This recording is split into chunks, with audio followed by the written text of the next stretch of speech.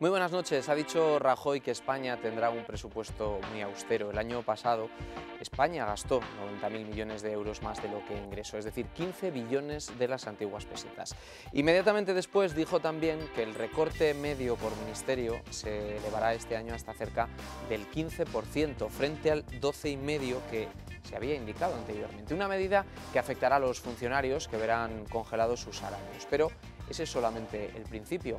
Vamos a analizar esta noche la actualidad del país con el analista económico y experto Fernando Fernández. Fernando, muy buenas noches. Hola, buenas noches. Gracias por estar con nosotros. Encantado. Fernando es director de la Cátedra Sistema Financiero Internacional del Instituto de Empresa Business School y ha estado en Pamplona invitado por el think tank Civismo, por Julio Pómez, en el que abordaron con una conferencia cuyo título fue Los ajustes que España necesita, la consolidación y las reformas, esta situación precisamente que nuestro país, Fernando, está atravesando, y todos pendientes también de los presupuestos que Rajoy va a presentar, que le ha costado presentar y que ya después de unas elecciones, por cierto, que no han sido lo que esperaba precisamente el Partido Popular, bueno, pues ahora ya con todas las cartas encima de la mesa, ¿qué va a pasar? Efectivamente, se ha agotado el tiempo, ¿no? El tiempo de espera de los presupuestos generales del Estado se han agotado. Son unos presupuestos que, en palabras del propio presidente, van a ser unos presupuestos muy austeros, los más austeros de la democracia, ha dicho el ministro de Hacienda,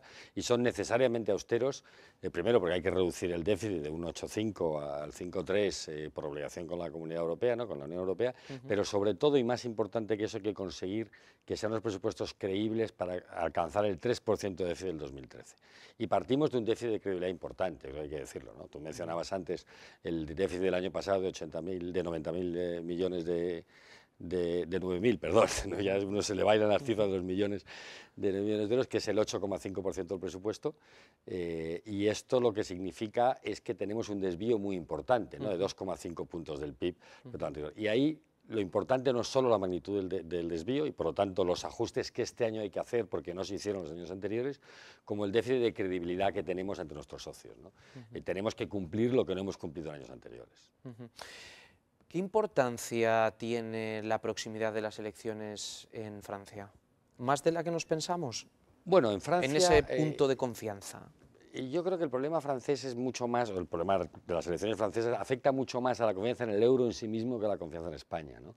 El candidato francés, François Hollande, que parece que en este momento las encuestas, aunque tampoco hay que fiarse mucho de las encuestas, visto lo que hemos visto en Andalucía, ¿no?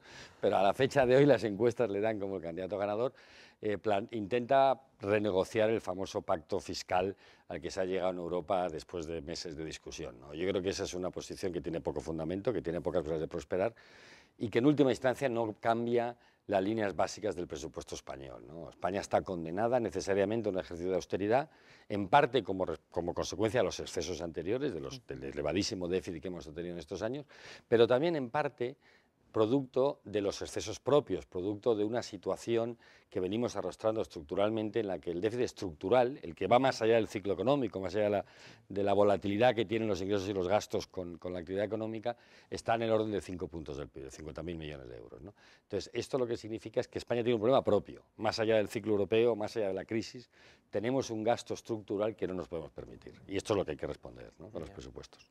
¿Y ha pasado ya lo peor en España? En términos de crisis económica, sí. Ha pasado lo peor en la medida en que yo creo que el deterioro no va a ser mucho mayor, en la medida en que tenemos un gobierno que finalmente afronta la realidad, entiende la situación. Espero que presente unos presupuestos que se correspondan con ese diagnóstico acertado de la situación económica, pero no ha pasado lo peor en términos estrictamente de crecimiento económico, ¿no? Todas las observaciones, el propio presupuesto se hace con un escenario de caída del Producto Interior Bruto de 1,5%, 1,7% este año. La mayor parte de los analistas económicos están en una banda entre 1,5 y 1,2%, por lo tanto este año va a ser un año muy duro, un año de crisis, un año de recesión, pero espero que a finales de año empezamos por lo menos a ver que hemos tocado fondo, ¿no? Y que se vislumbra la luz al final del túnel. Pero va a ser un proceso largo, va a ser un proceso duro, hace falta muchas cosas, hace falta consolidación fiscal, pero hacen falta reformas que generen competitividad, recuperar la capacidad de crecimiento de la economía española, y para eso hace falta que el gobierno no agote su espíritu reformista en los presupuestos, sino que continúe cambiando la estructura de un país que económicamente ha demostrado que tiene los pies de barro, ¿no? Por cierto, algo que ha llevado a los sindicatos a salir a la calle con una huelga general que, según ha dicho el ministro de Guindos en las últimas horas, no va a cambiar un ápice el texto. No, no puede cambiarlo, ¿no? O sea, realmente ha sido una huelga inútil desde el punto de vista que el Gobierno tiene claro que no va a alterar la política económica, no va a modificar la reforma del mercado de trabajo, que es, digamos, la excusa concreta para la huelga que hemos vivido hoy, y además no puede cambiarlo. O sea, el núcleo duro de la política económica del Gobierno, que es una política de austeridad y una política de reformas estructurales, entre las que se encuentra la reforma del mercado de trabajo, no puede cambiar porque son consecuencia de nuestra pertenencia a la Unión Europea, son parte de nuestras obligaciones internacionales y a la vez, y esto es también importante subrayarlo, es parte de lo que España tendría que hacer necesariamente, aunque no estuviese en Europa, para consolidar, recuperar el crecimiento y consolidar el potencial económico que nos corresponde, ¿no? Entonces no va a haber cambios, yo no creo que veamos ningún cambio mañana. Es más, los presupuestos tienen que ser especialmente austeros mañana, ¿no? ¿Y los sindicatos entonces por qué salen a la calle?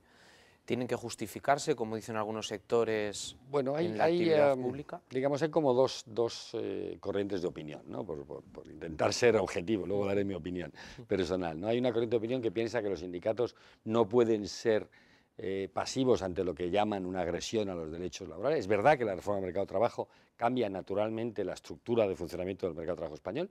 Yo diría que afortunadamente, esta es mi opinión personal, afortunadamente porque era un mercado de trabajo injusto, ineficiente, completamente ineficiente, porque te da una tasa de paro del 23%, la más alta de los países desarrollados, de lejos, a años luz, pero también injustos porque hace recaer el ajuste sobre los temporales y sobre los jóvenes. No nos engañemos, la tasa de paro juvenil es casi el 50%, un drama social desde cualquier punto de vista. Pero bueno, los sindicatos creen que tienen que responder a eso manteniendo derechos adquiridos, manteniendo privilegios de un grupo de trabajadores y en cierta medida responden a eso. Yo creo que además hay otra corriente de opinión que piensa que los sindicatos de alguna manera canalizan la tensión social. Es verdad que hay un cierto descontento y lo tiene que haber porque tocar derechos adquiridos, hacer reformas estructurales, modificar la forma en la que la gente está acostumbrada, pues hombre, al final a la gente le molesta, ¿no? Y es obvio. Pero el resultado, insisto, es una huelga completamente inútil, no va a modificar la política. España necesita cambiar su funcionamiento del mercado de trabajo, necesita hacer reformas que permitan recuperar el crecimiento. En ese proceso de reformas hay algunos sectores, lo que algunos llaman la aristocracia de los trabajadores, que va a ser, obviamente, se va a ver perjudicada, se va a ver lesionada, pero en cualquier caso, insisto, hay que conseguir que la tasa de paro no se estabilice, no se ancle en el 20-22%, como si fuese una catástrofe natural. O sea, no hay ninguna razón por la que España tenga que tener el doble de tasa de paro de Alemania y de Francia. Que no sea que algo funciona mal, que algo huele a podrido en el mercado de trabajo español que hay que cambiar. ¿Ha estado España en los últimos años al borde del colapso? Sí, o sea, si medimos el colapso por el peligro de intervención económica, Sí. ¿no? Que es lo que últimamente asociamos, sin duda. O sea, lo ha reconocido el gobierno anterior, lo reconoció Zapatero en el famoso mayo de 2010, cuando hizo su conversión, ¿no? Cuando abandonó la política anterior del gratis total, derechos para todos, esto es jauja, venga usted y gaste, aquí todo es gratis, ¿no? Y cuando abandonó esa política y empezó a introducir una cierta dosis de cordura, él mismo reconoció que estuvimos al punto de la intervención. Hemos vuelto a estar a punto de intervención este verano, del 2011, como consecuencia del desliz fiscal que el gobierno Zapatero, incluso después de esa presunta conversión, estuvo teniendo, y todavía hoy estamos claramente en el ojo del huracán. O sea, no hay que negar que España es un país por tamaño muy importante en lo que pueda pasar en la Unión Europea y en el área euro, y segundo, por sus desequilibrios y sus desajustes. O sea, tenemos un déficit público del 8,5% que hay que reconducir, y tenemos, insisto, una tasa de paro y un déficit exterior importante. Y somos el enfermo de Europa. No hemos pasado a ser, desgraciadamente, en el gobierno anterior, hemos pasado a ser el milagro económico europeo a ser el enfermo de Europa. Y por lo tanto Europa nos tiene bajo observación. Yo creo que negar la evidencia no conduce a nada, ¿no? Esta semana, precisamente, con respecto a esto que acaba de comentar, Reuters hablaba del endurecimiento de las políticas del gobierno unido a los fuertes recortes presupuestarios, y en ese informe leíamos también, hablaba también de un anémico ritmo del crédito bancario que podrían estar sentando las bases de años de estancamiento, que incluso podrían provocar un rescate por parte de los socios de la Unión Europea, y que España podría enfrentarse a una década perdida. ¿Es real? Bueno, esta es una vieja discusión, ¿no?, de la década perdida, que aparece habitualmente en la prensa internacional. Yo creo que lo que está reflejando eso es que España tiene que tomar decisiones importantes, decisiones drásticas, y quiere evitar esa cara perdida, ¿no? Y la primera manifestación de que hay un gobierno que entiende este riesgo y que responde a él, lo vamos a ver en los presupuestos, espero, lo vemos mañana, ¿no? En el que creo que vamos a ver unos presupuestos creíbles, que hagan creíble el ajuste fiscal, pero esa es solo la primera parte de lo necesario. La segunda parte son reformas estructurales, reformas de crecimiento. Ahí entra la reforma del mercado de trabajo, sin duda, entra también la reforma financiera, que intenta responder a ese crecimiento agónico o anémico del crédito. Tampoco nos podemos engañar, no va a haber crédito mañana. El crédito, este país necesita desapalancarse, este país tiene un endeudamiento público y privado que es el 290% del PIB, que está entre los más altos del mundo. Los años de euforia de crédito barato, de orgía de crédito de dinero abundante y barato se han acabado. Y por lo tanto eso va a tener unos años de atonía necesaria en el crédito. Pero yo espero que si la reforma financiera sale bien, que si afortunadamente se consolidan instituciones rentables, sólidas, solventes, eficientes, veamos ya a finales de este año una recuperación del crédito, ¿no? Vale, pero esa falta de crédito, ¿se está refiriendo usted a las empresas o al ciudadano de a pie que está pensando y está ahorrando un poco, para comprarse un coche y va a tener que por lo menos pagar la mitad, unos 10.000 euros, para poder comprárselo? Vamos a ver, la economía española tiene, insisto, que reducir su nivel de endeudamiento. Y cuando hablo de la economía española hablo de empresas, del sector público y de particulares, que estamos altamente endeudados cuando tú comparas internacionalmente. Esto es un dato objetivo, no es un juicio de valor, ¿no? Entonces eso significa que hay que devolver parte de los créditos prestados. Pero es verdad que para generar actividad económica tiene que haber crédito nuevo.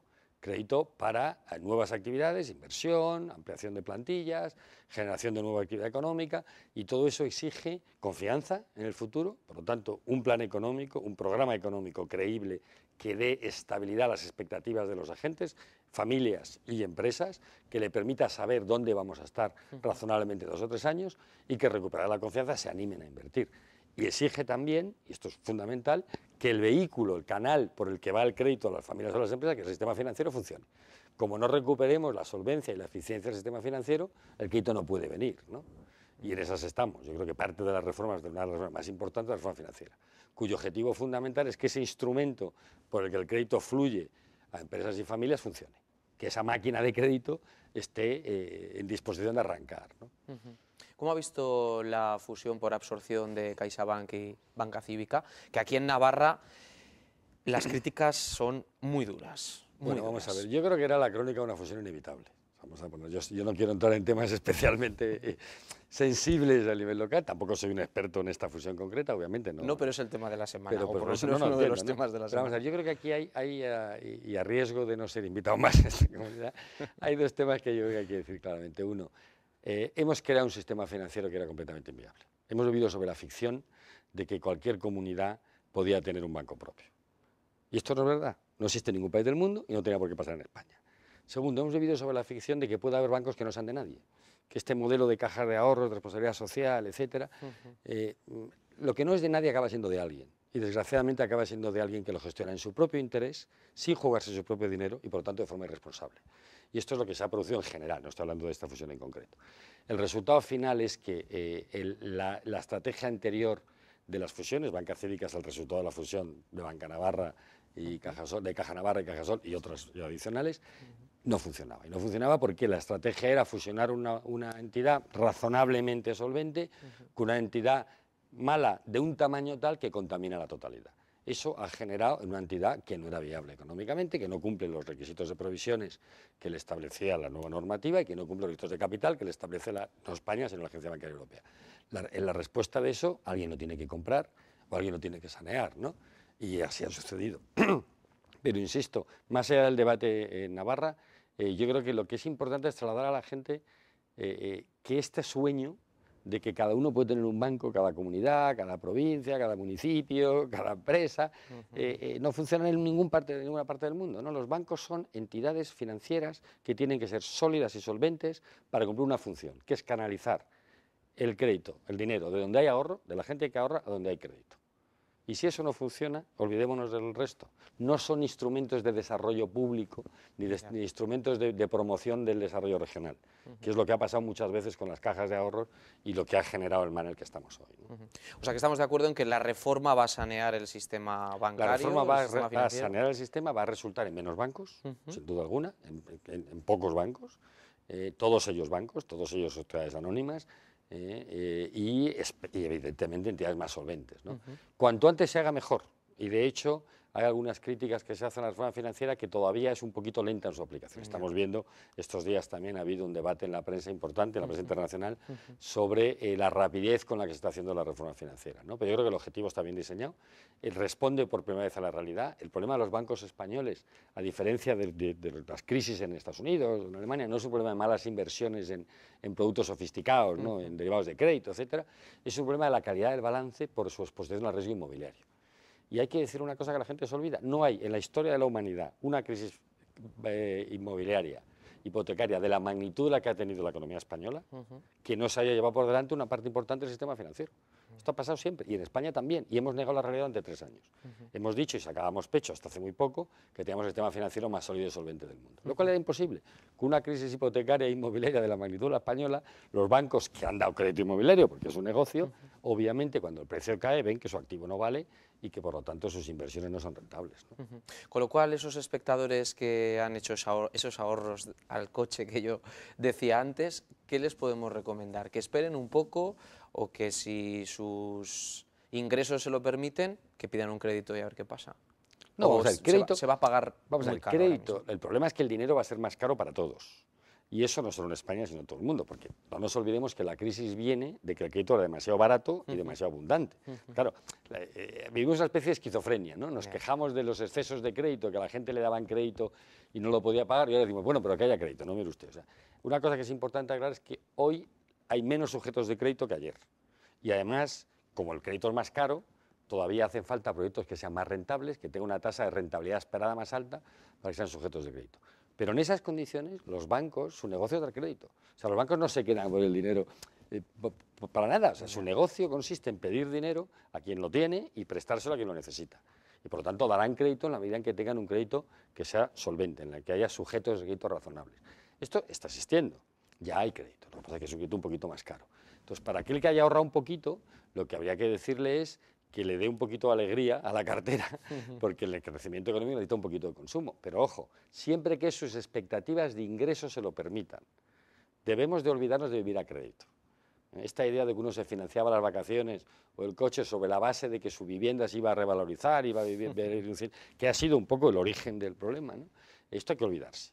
O sea, aquellos que tengan una situación económica suficientemente saneada y solvente, o proyectos empresariales que tengan una rentabilidad razonable y comprobada y testada, que en el contexto económico español, con el crecimiento esperado, no hay muchos, pero los hay en la medida en que la empresa española se internacionalice, y aquí en Navarra es importante. Navarra es una comunidad en la que tiene una tradición exportadora muy fuerte, en la que el tejido empresarial ha sabido responder a los retos y salir fuera y exportar. Para eso sí hay crédito, y lo seguirá habiendo. O sea que lo mejor ahora mismo es romper la tarjeta Visa, entre otras cosas. No, depende, no, tampoco quiero decir eso, no, depende. Lo mejor es es recuperar la cordura, lo mejor es recuperar el sentido común. Yo creo que una de las cosas que hemos perdido todos, los bancos y los particulares, en esta orgía de consumo que hemos vivido estos años, que hemos perdido el sentido común. Entonces uno tiene que ser consciente de cuáles son sus posibilidades económicas y, por lo tanto, asumir el crédito que pueda razonablemente pagar. Estar endeudado a niveles del 50 al 60% de tus ingresos es una locura, es una receta para el desastre. Entonces uno tiene que saber medir lo que es posible y lo que puede financiar, ¿no?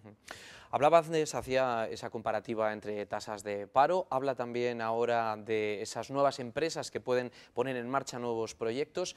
Ahora mismo, ¿qué es más conveniente? ¿La creación de microempresas que generen empleo o que las grandes empresas, las empresas ya consolidadas, amplíen dentro de un ajuste razonable por demanda en el mercado de los productos que pongan en marcha, contraten a más gente? Fíjate, ni uno ni lo otro, ¿no? Yo creo que confiar, y no es por evitar la pregunta, yo creo que confiar en que las grandes empresas creen empleo no suele pasar. El 90 y tantos % del empleo en cualquier sociedad, no solo en la economía española, la crea en el tejido empresarial mediano y pequeño, ¿no?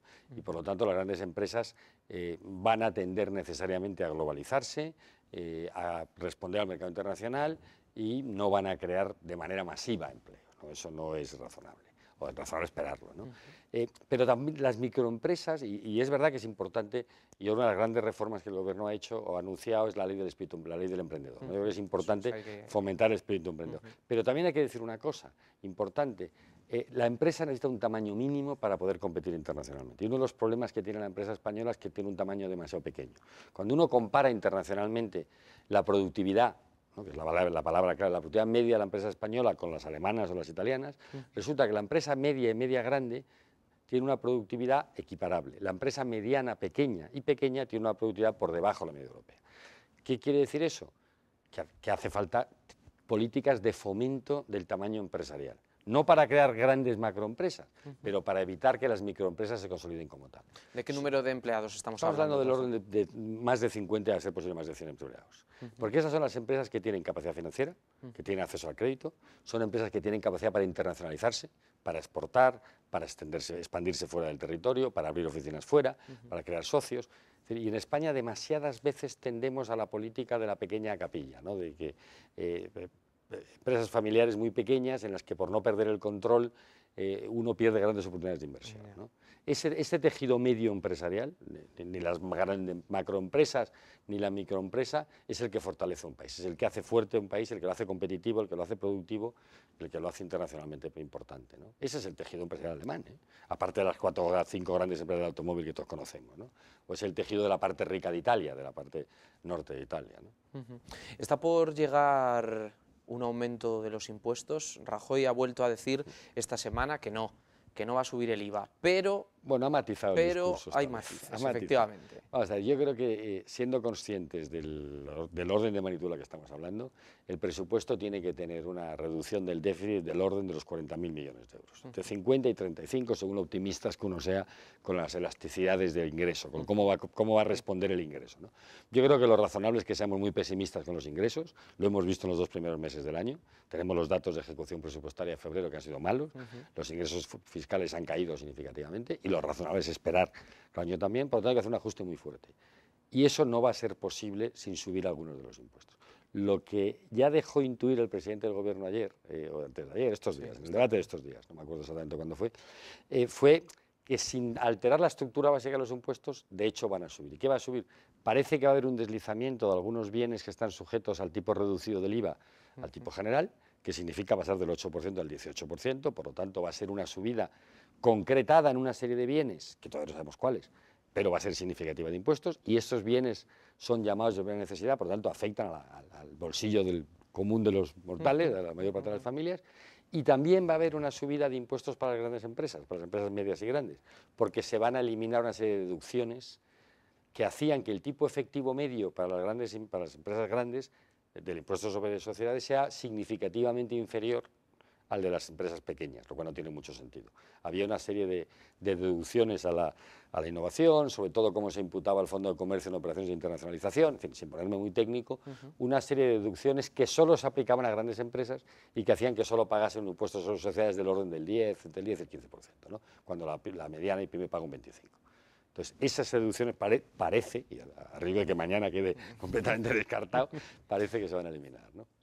No quedó. Y estamos hablando de 8.000 o 9.000 millones de euros, ¿eh? O sea, no estamos hablando de una cifra despreciable. Esas deducciones están en el entorno, significan en su conjunto del orden de 8.000 o 9.000 millones de euros.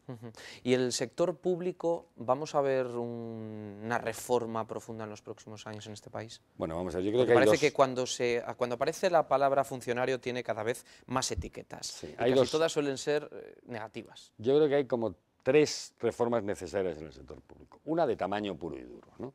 Entonces eso significa reducir el número de funcionarios, claramente, en todos los niveles de las administraciones públicas, no solo el Gobierno central, sino comunidades autónomas y ayuntamientos.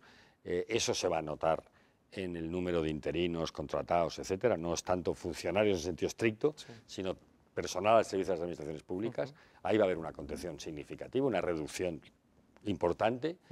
Vamos a ver despidos en las administraciones públicas porque no es sostenible. ¿Exacto? Ese es el primer tipo de ajuste. El segundo tipo de ajuste en el que vamos a ver en las administraciones públicas y que espero que lo veamos con intensidad es lo que yo llamo un ajuste de eficiencia. Vamos a tener a fomentar mecanismos de colaboración con el sector privado para que la gestión privada de los servicios públicos genere pues, aumentos de eficiencia y, por lo tanto, con el mismo dinero obtengamos un mejor servicio público o con menos dinero el mismo servicio público. Y ahí se producen ahorros importantes. En el caso de Suecia, por ejemplo, con una gestión privada de la sanidad y la educación, se consiguieron ahorros de casi 8%, 8 puntos del PIB. O sea, que estamos hablando de un montón de dinero que se puede ahorrar sin disminuir las prestaciones sociales, simplemente gestionándolas de manera eficiente.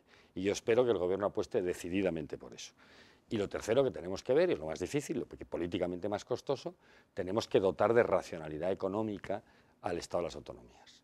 Hay que evitar solapamientos, duplicidad de funciones, despilfarros que se producen en muchos casos. Tenemos que aclarar de qué administración es responsable de qué, en qué condiciones lo asume y que aguante con sus ingresos el servicio que pueda dar. Esa racionalización del Estado de las autonomías es lo que es políticamente más difícil, evidentemente aquí en Navarra además pero es necesario hacer si de verdad queremos recuperar 5 puntos de déficit estructural y llegar al 3% del PIB de déficit en el año 2013, que es el objetivo irrenunciable si queremos seguir la Unión Monetaria, ¿no? La pregunta es, si estamos ya fuera de tiempo, ¿qué institución sobra? Pero a ver quién le pone el cascabel al gato. Yo creo que más que sobrar instituciones, lo que hace falta es redimensionar todas las instituciones y que dejar de que cada uno deje hacer de todo. O sea, zapatero a tus zapatos sería una frase que yo creo que deberíamos de tener grabadas en la mente de todo administrador público, ¿no? Los ayuntamientos tienen que dar los servicios que le corresponden a los ayuntamientos y ni uno más, en las famosas competencias impropias. Las comunidades autónomas tienen que dar los servicios que le corresponden, buscando eficiencia, racionalidad y coordinándose entre ellas para evitar gasto necesario, y el Gobierno central tiene que hacer lo que le corresponde al Gobierno central. Cada uno es responsable de lo suyo, con su propio presupuesto, sin pedir a papá Estado que luego nos pague la nómina, la cuenta de todos, y sin dedicarse a competir para apuntarse tantos, ¿no? Muy bien, Fernando, muchísimas gracias por habernos acompañado. Ha sido un placer escuchar, en mitad de estos días tan complejos para este país, aportar algo de luz, que es lo que todos estamos esperando. Muchas gracias y suerte para todos, que la vamos a necesitar. Muchas gracias. Gracias también a todos ustedes por habernos acompañado. Volvemos la semana que viene. Muy buenas noches.